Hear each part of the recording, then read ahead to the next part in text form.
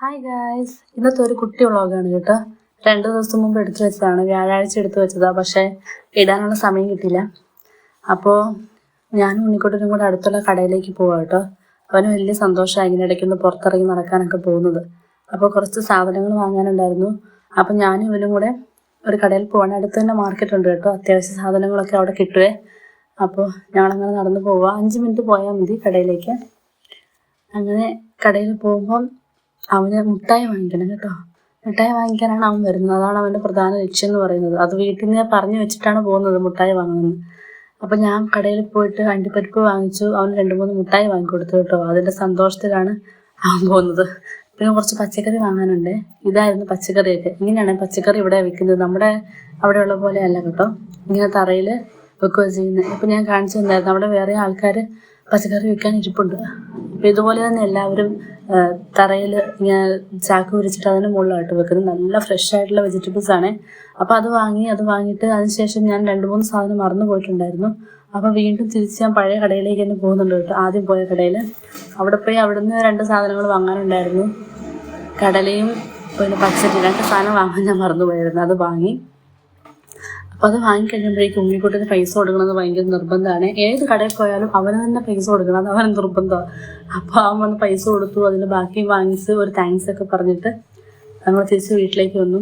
വീട്ടിലേക്ക് വരുന്ന വഴിക്ക് ഞാൻ അത് കാണിച്ചു തരാം. ആ പച്ചക്കറി വിൽക്കുന്ന സ്ഥലം നമ്മുടെ നാട്ടിൽ നിന്ന് വളരെ ഡിഫറെൻ്റ് ആണ് കേട്ടോ. കണ്ടോ, ആ ബിൽഡിങ്ങിനുള്ളിൽ 3-4 പേര് തറയിൽ ഇരുന്നിട്ട് ഇങ്ങനെ പച്ചക്കറി നിരത്തി വെച്ച് വിൽക്കുകട്ടോ ചെയ്യുന്നത്.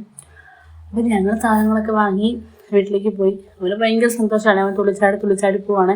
കയ്യിൽ 2-3 കോലുമിഠായി ഉണ്ട്. അപ്പോൾ അന്നത്തെ ദിവസം അതൊക്കെ കഴിഞ്ഞ് പിന്നെ വൈകുന്നേരം ആയപ്പോൾ പള്ളിയിൽ പോകാനായിരുന്നു. പെസഹാവേഴാണല്ലോ, പള്ളിയിൽ പോകാൻ വേണ്ടിയിട്ട് റെഡി ആയതാണ്. പ്രത്യേകിച്ച് മേക്കപ്പും കാര്യങ്ങളൊന്നുമില്ല, ജസ്റ്റ് ഒന്ന് റെഡിയാവും. വന്നിട്ട് ഇതാണ് കേട്ടോ പള്ളി.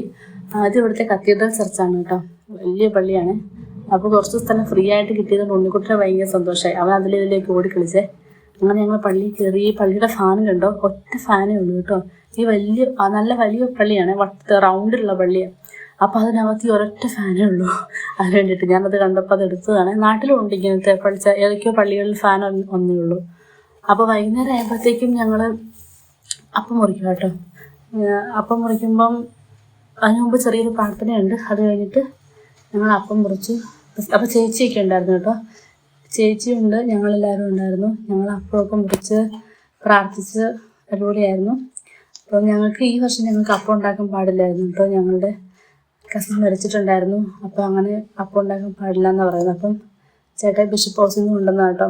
കുരിശപ്പം ബിഷപ്പ് ഹൗസിൽ നിന്ന് കൊണ്ടുവന്നു. അപ്പോൾ അത് മുറിച്ചു ഞങ്ങളെല്ലാവരും വീതം വെച്ച് പാലൊക്കെ ഉണ്ടായിരുന്നു കഴിച്ചു കേട്ടോ. പാല് വീട്ടിലുണ്ടാക്കി, അപ്പം അവിടുന്ന് കൊണ്ടുവന്നു.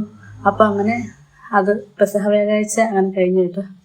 ഇതൊക്കെ കാണുമ്പം പഴയ കാലം ഓർമ്മ, ഒരു കുട്ടിക്കാലത്തെ നന്നായിട്ട് പെസഹയൊക്കെ ആഘോഷിച്ചത്. അതൊരു പ്രത്യേക അനുഭവമായിട്ടോ അന്നൊക്കെ. അപ്പോൾ ഇതിപ്പോൾ ഞങ്ങൾ സിനിമ കാണാനിരുന്നു കേട്ടോ. ഇതെല്ലാം കഴിഞ്ഞിട്ട് രാത്രിയായി, 12 മണിയായപ്പോൾ സിനിമ കാണാനിരുന്നു. സിനിമ കാണാനിരുന്നുണ്ടോ. സിനിമ കഴിഞ്ഞപ്പോഴേക്കും 2:30 ആയി കേട്ടോ. 2:25 ആയി. അപ്പോൾ അത് കഴിഞ്ഞ് കിടക്കാൻ പോവൊക്കെ. എത്രയേ ഉള്ളൂ. അപ്പം ബൈ.